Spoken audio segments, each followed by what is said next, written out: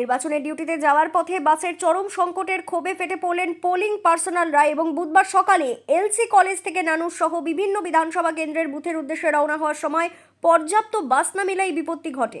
দীর্ঘক্ষণ অপেক্ষা করার পরও বাসের ব্যবস্থা না হওয়ায় ক্ষুব্ধ ভোটকর্মীরা 14 নম্বর জাতীয় সড়ক অবরোধ করেন। তীব্র গরমে চরম দুর্ভোগের শিকার হন কর্মীরা।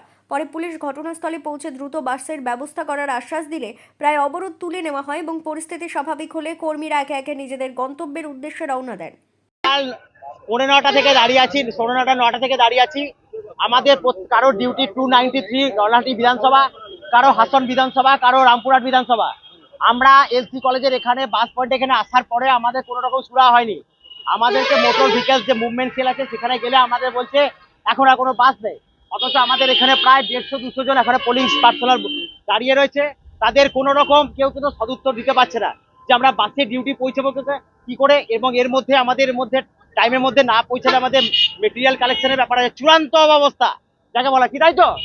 চূড়ান্ত অবস্থা হয়েছে, কোনো বাসের কোনো ব্যবস্থা নেই কোনোভাবে। আমাদের এত পোলিং পার্সোনাল আমরা বাধ্য হয়ে তাই আমরা হাই রোড ব্লকেজ করেছিলাম।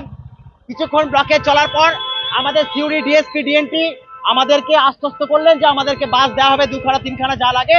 তারপর আমরা ব্লকেজ আপাতত উঠিয়ে নিয়েছি।